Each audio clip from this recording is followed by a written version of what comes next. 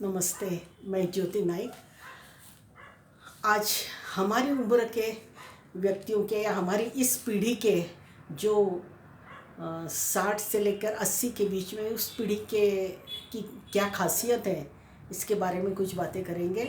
और शायद आज की जो युवा पीढ़ी है वो भी शायद मेरी इन बातों से सहमत होगी कि हमारी जो पीढ़ी है वो पीढ़ी अपनी पहली पीढ़ी से, जो उनके माता पिता हैं, उनसे इंस्पायर होकर बहुत कुछ नया सीखा है उन्होंने।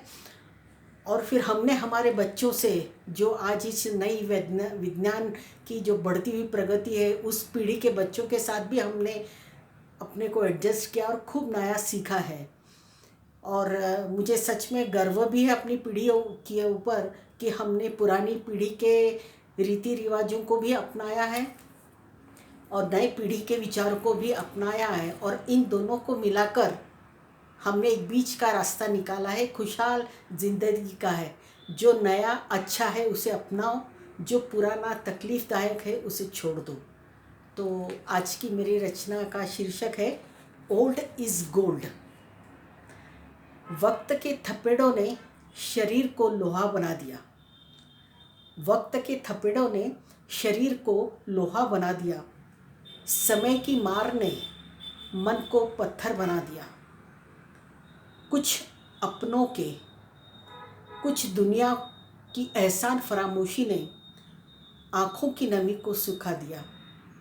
कुछ अपनों के, कुछ दुनिया के लोगों की एहसान फरामोशी ने आँखों की नमी को सुखा दिया। पुरानी पीढ़ी और नई पीढ़ी के बीच रहकर वक्त ने हर परिस्थिति के अनुसार हमें ढलना सिखा दिया। पुरानी पीढ़ी और नई पीढ़ी के बीच रहकर वक्त ने हर परिस्थिति के अनुसार हमें ढलना सिखा दिया। इतना सब कुछ होने पर भी हमने खुद को जिंदा दिल रहना सिखाया। इतना सब कुछ होने पर भी हमने खुद को जिंदा दिल रहना सिखाया। इसलिए ये सच है कि हम ओल्ड इसलिए ये सच है कि हम ओल्ड दुनियादारी में तप कर गोल्ड हो गए हैं। हम ओल्ड दुनियादारी में तप कर गोल्ड हो गए हैं और नए पुराने का एक सुंदर संगम बन गए हैं। धन्यवाद। सही है ना रचना? और मेरी पीढ़ी के जो सुन रहे होंगे उन्हें भी शायद बहुत अच्छा लगेगा सुनकर कि हमारी पीढ़ी कितनी वक्त के अनुसार चलने वाली है।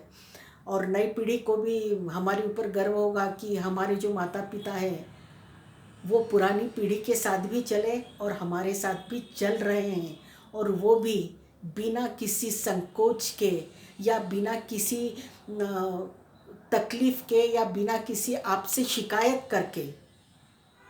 ये ज़्यादा ज़रूरी है कि युवा पीढ़ी से शिकायत ना करते हुए उनके अच्छे गुणों को अपनाकर हम उनके साथ आगे चल रहे हैं और ज़िंदगी के नए नए पहलुओं को भी सीख रहे हैं।